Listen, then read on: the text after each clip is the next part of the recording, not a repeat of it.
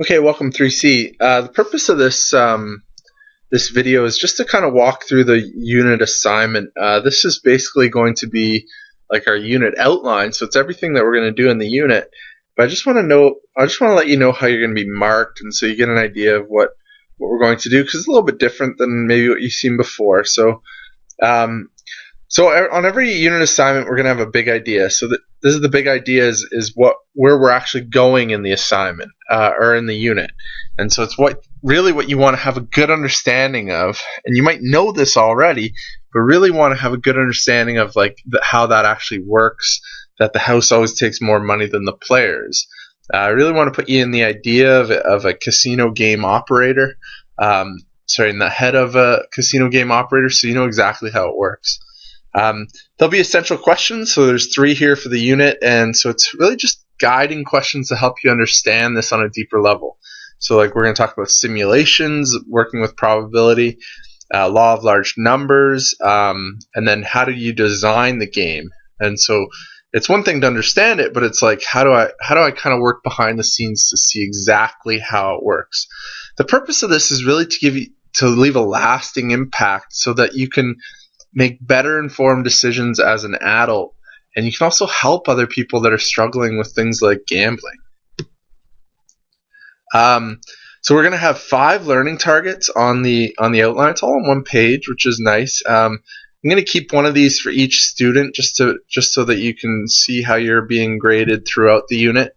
The idea here is that in the end that you have a good understanding of all 5 learning targets. So there's going to be assignments under each one, so you have ways to make sure that you've developed that proficiency, which is what the P means, proficient, at each learning target. You don't have to do all of them, but you have to develop proficiency at the learning target. So it might not be enough to do 1. It might not be enough to do all 5 because they're not proficient yet. So I just want to give you multiple opportunities, ways to do that. There is a unit test, but you notice how it says and or. You don't have to write the unit test. If you've already decided that we've already decided that you're proficient in the learning target, you don't have to. You can use the unit test as an opportunity to develop more proficiency. Some of you guys will want to do that. Same with quizzes. You can use that as an opportunity to demonstrate proficiency, but some of you might want to do that another way. If there's something on here that you're not really keen on, but you have another way to demonstrate that you understand this, I'm open for that as well. The big mark that's going to matter is the proficiency in the total.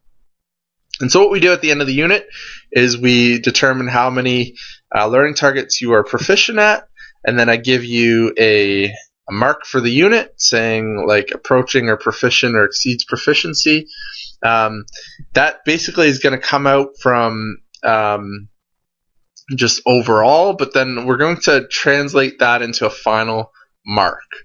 If everything's at excellent, exceeds proficiency, there's a little description of what each letters mean. If you exceed proficiency in everything, it's 100%. You don't have to get 100%, exceed proficiency in everything. You just have to demonstrate proficiency.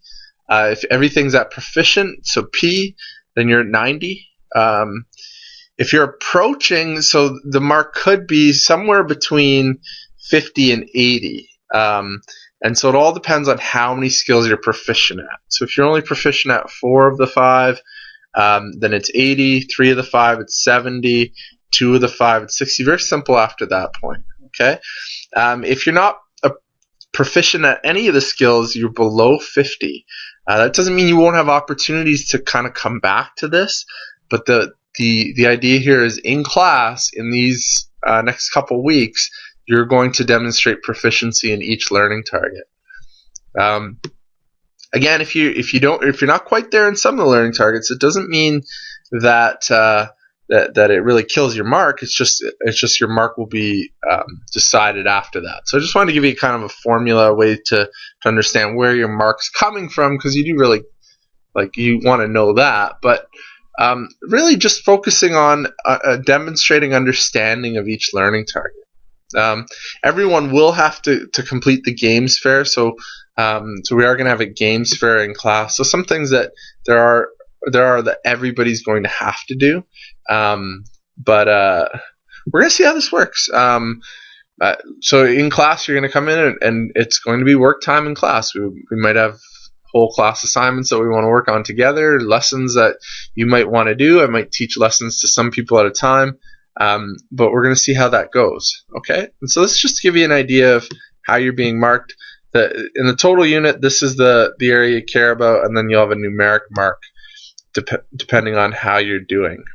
By the way, if you can exceed proficiency in a couple, but you're approaching some in other ones, that might just be a conversation, because you might just be miscommunicating, and so we'll have a conversation about that, and some of those marks will come from those conversations. So I just need proof and that you can demonstrate proficiency. Okay?